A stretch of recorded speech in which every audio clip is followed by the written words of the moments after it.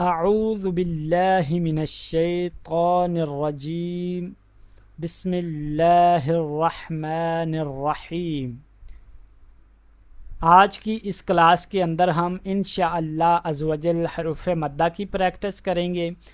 हरूफ मद्दा कितने हैं, कौन कौन से हैं, और हम हरूफ मद्दा को सीख कर अपने मुकम्मल कुरान पाक की बेशुमार बहुत सी गलतियों को कैसे दुरुस्त कर सकते हैं, यही आज की इस क्लास के अंदर हम समझने वाले हैं। इंशाअल्लाह अज़्वजल ये क्लास मुकम्मल पढ़ने के बाद, सुनने के बाद आखिर में आपके इल्म में एक ऐसा निखार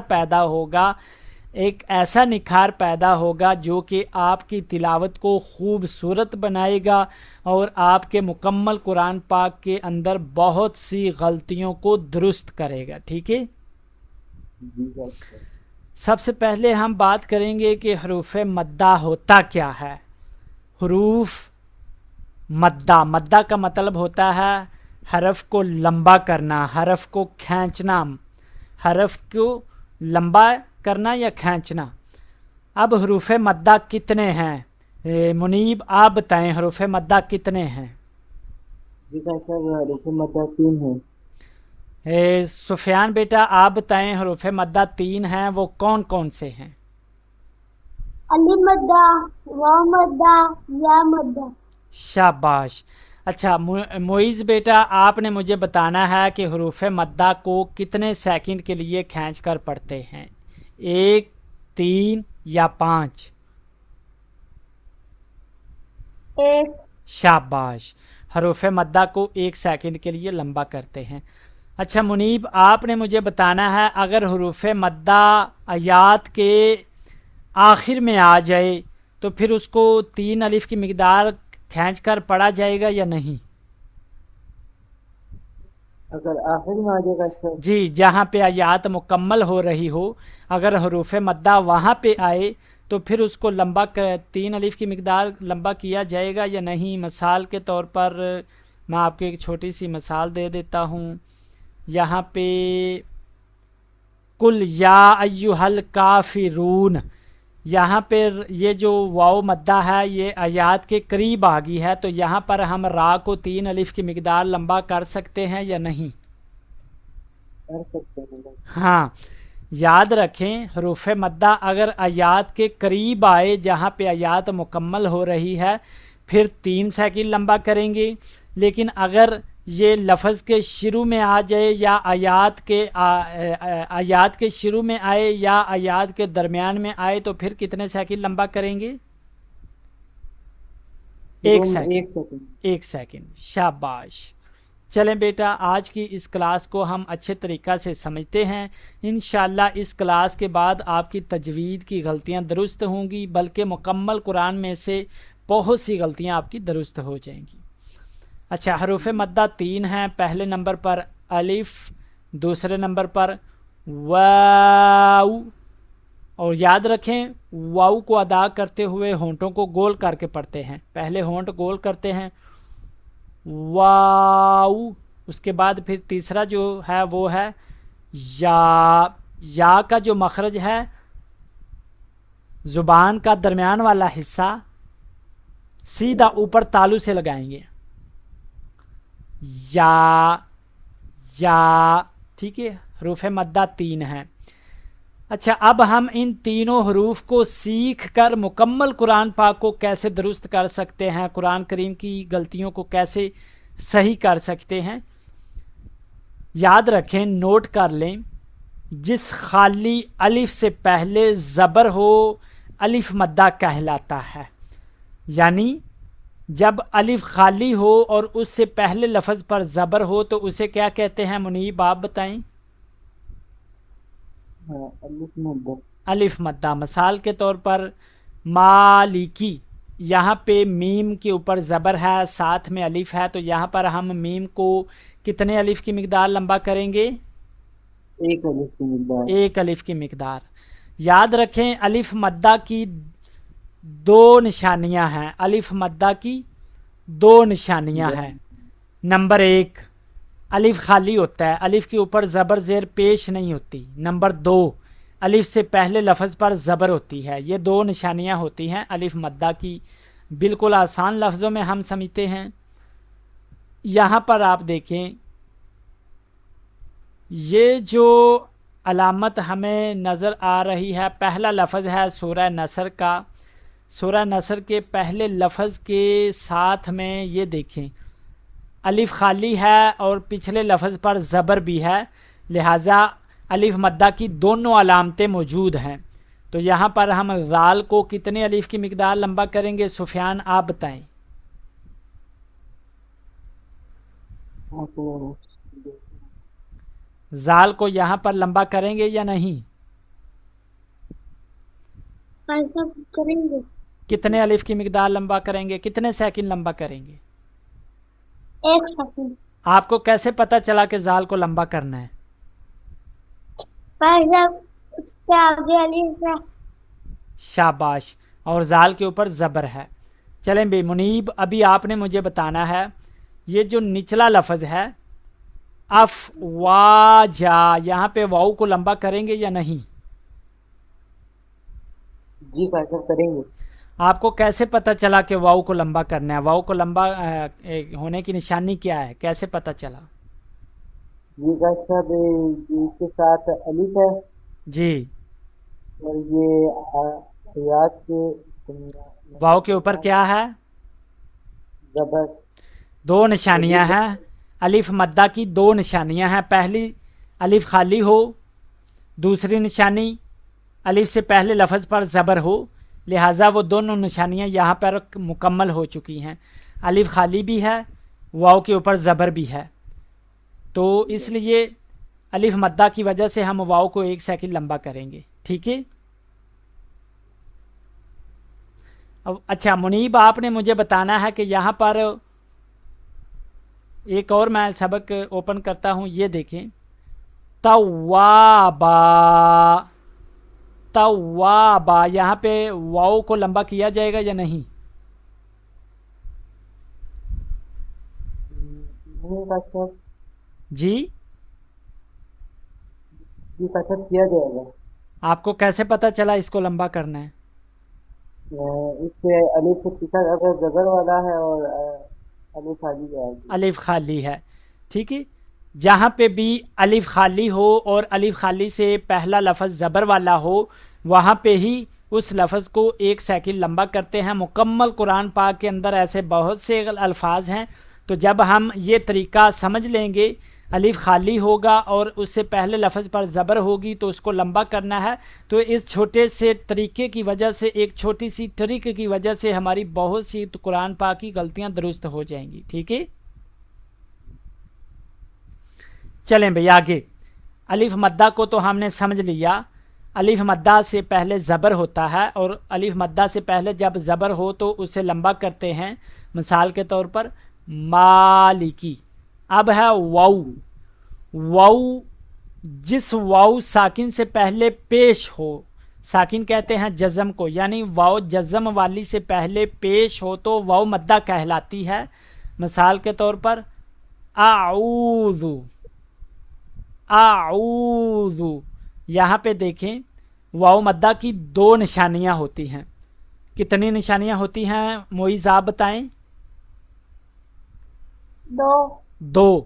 पहली निशानी वाव के ऊपर जज़म होगी, दूसरी निशानी वाव से पहले लफ्ज़ पर पेश होगी।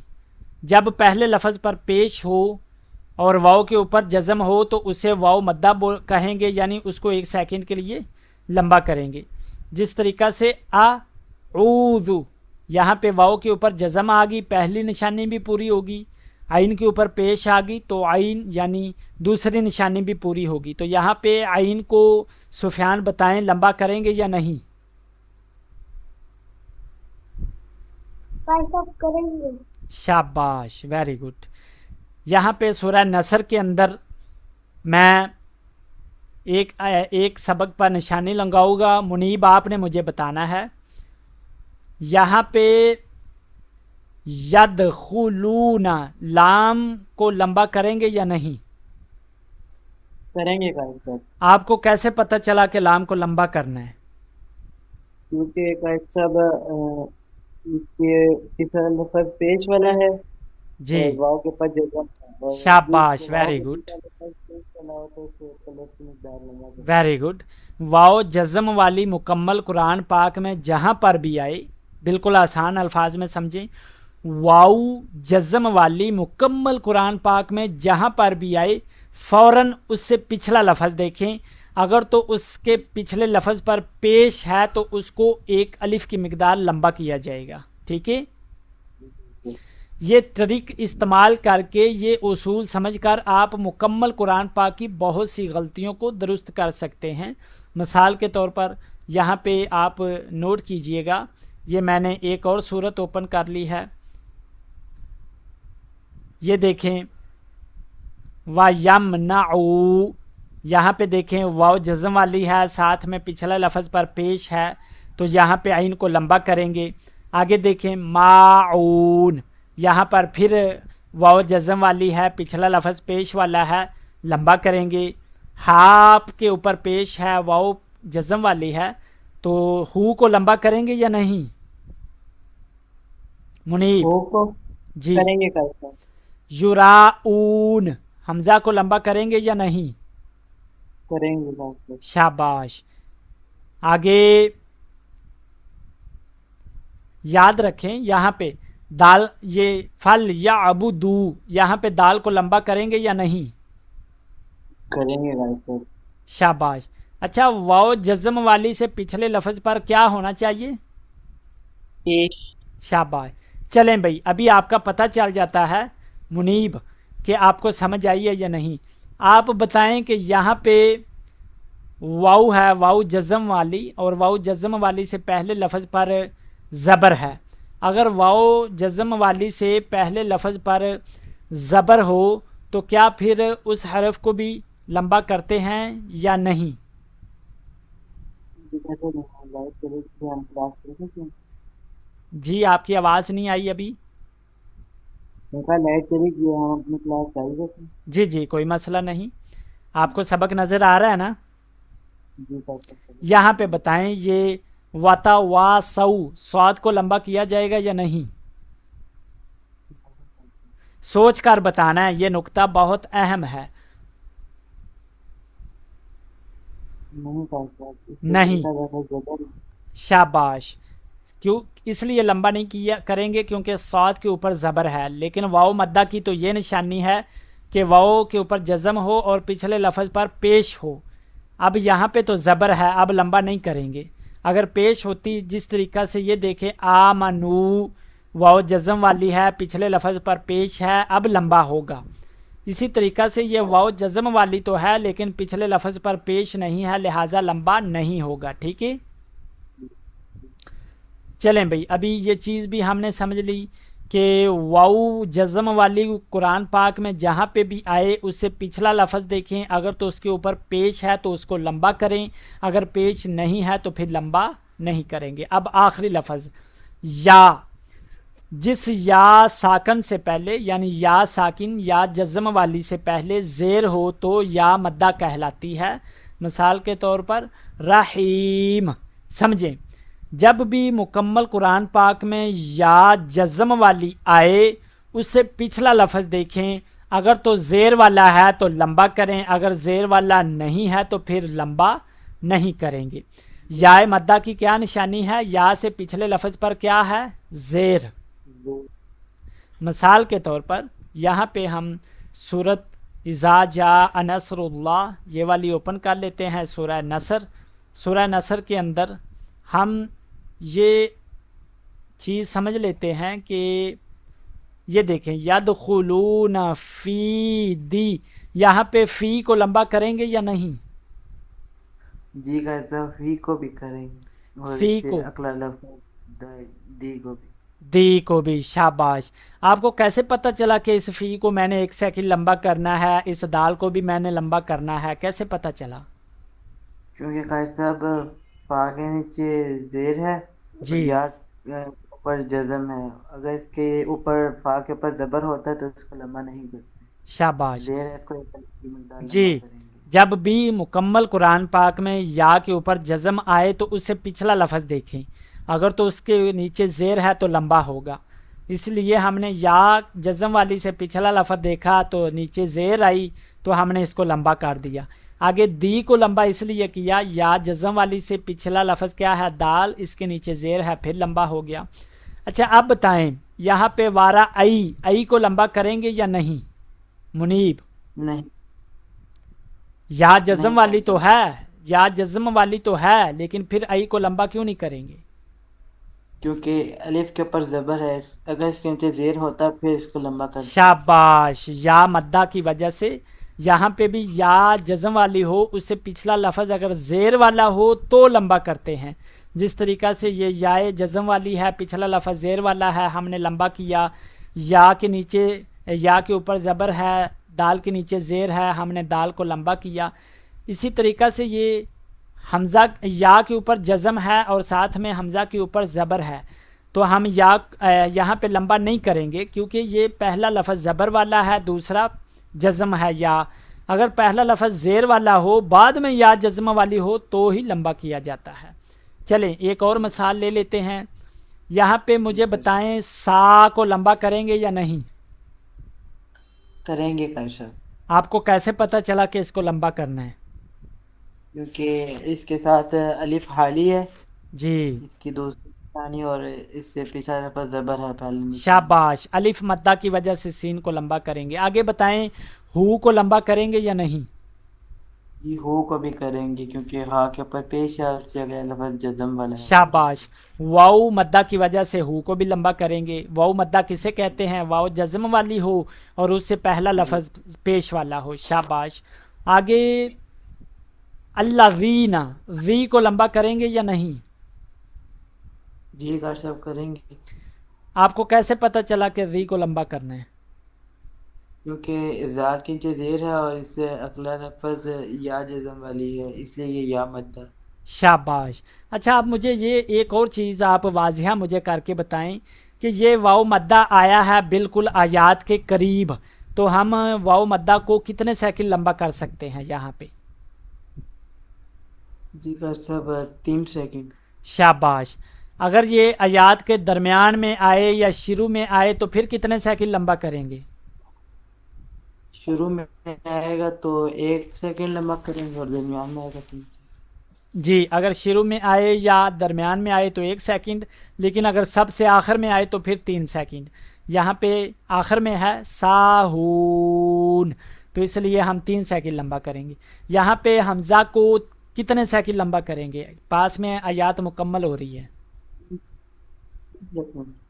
3 सेकंड। शाबाश, मुझे खुशी हुई कि आज की इस क्लास को समझकर मुझे उम्मीद है कि अब आप मुकम्मल कुरान पाक के अंदर बहुत सी गलतियों को दुरुस्त कर सकेंगे। अब आपको समझ आ गई है मुनीब? जी चलें, जी गार शाबाश। साहब आगे है। चलें बेटा, आज हमारा इतना ही सबक था। आपने अभी ख़ुद भी प्रैक्टिस करनी है, मोइज़ और सुफियान को भी इन चीज़ों को अच्छे तरीक़ा से दोबारा फिर प्रैक्टिस करवानी है। मैं अभी व्हाट्सएप पर ये वीडियो आपको दोबारा शेयर भी कर दूंगा, आप इसको अच्छे तरीक़ा से प्रैक्टिस कर लीजिएगा। कल की क्लास के अंदर मैं आपसे ये दोबारा सुनूंगा और ये तरीक़ाकार प्रैक्टिस के साथ मैं दोबारा समझूंगा क्या वाक़या ही आपको समझ आई है या नहीं आई, तो लिहाजा आपने इसको अच्छे तरीक़ा से समझ लेना है। ठीक है बेटा? जी ठीक है। चले ठीक है बेटा, अभी आप छुट्टी कर लीजिए। अस्सलामु अलैकुम व रहमतुल्लाहि व बरकातुहू। वालेकुम वालेकुम अस्सलाम अस्सलाम व रहमतुल्लाहि व वरहमतुल्लाहि बरकातुहू। वबरकातुहू। अल्लाह हाफ़िज़ गार साहब। अल्लाह हाफिज़।